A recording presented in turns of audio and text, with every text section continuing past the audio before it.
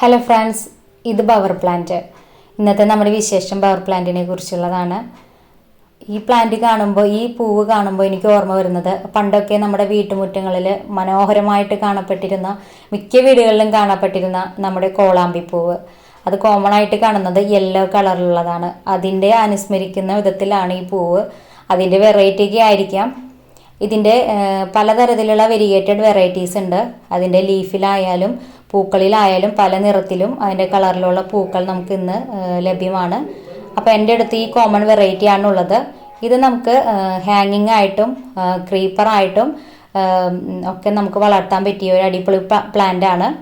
ഇപ്പോൾ ഇത് ഞാൻ താഴെയാണ് വെച്ച് കൊടുത്തിരിക്കുന്നത്. നമ്മൾ പോട്ടിൽ വെക്കുകയാണെങ്കിൽ നമുക്ക് ഇതുപോലെ ഒരു പടർന്ന് കയറാനായിട്ടൊരു സംവിധാനം ഉണ്ടാക്കി കൊടുത്താൽ നമുക്ക് പൂക്കളൊക്കെ നന്നായിട്ട് ഉണ്ടായിക്കോളും.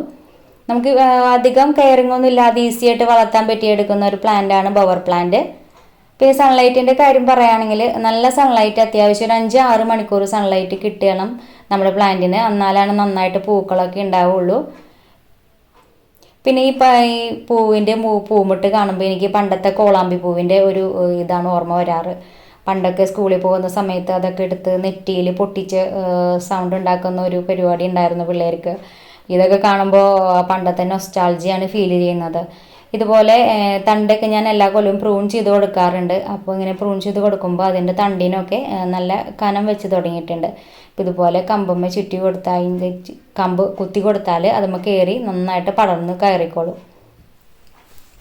പിന്നെ അധികം വളമൊന്നും കൊടുക്കാറില്ല. ഞാൻ ഇടയ്ക്ക് കുറച്ച് ചാണകപ്പൊടി ഇട്ട് കൊടുക്കും, അത്രമാത്രമേ ചെയ്യാറുള്ളൂ.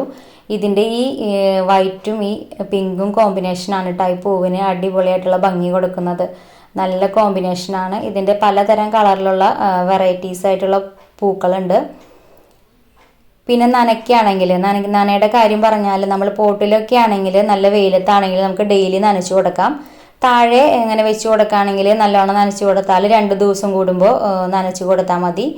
പിന്നെ നമുക്ക് ഇതിൻ്റെ വേറെ പറയുകയാണെങ്കിൽ ഇതിൻ്റെ പ്രൊപ്പഗേഷൻ മെത്തേഡ് നമുക്ക് വളരെ ഈസിയാണ്. ഇതുപോലെ ചെറിയ കമ്പുകൾ ഉണ്ടെങ്കിൽ അതെടുത്ത് കഴിഞ്ഞ് ഒന്ന് ഓടിച്ച് കട്ട് ചെയ്ത് നമ്മൾ കുത്തി കൊടുത്ത് വെയിലത്തില്ലാതെ ഒന്ന് വെച്ച് പിടിപ്പിച്ച് കഴിഞ്ഞാൽ ഒരു മാസമൊക്കെ ആകുമ്പോഴേക്കും നമുക്ക് നല്ലോണം റൂട്ടൊക്കെ വന്ന് നല്ല ഹെൽത്തി ആയിട്ട് നമ്മുടെ ചെടി സെറ്റായിക്കോളും.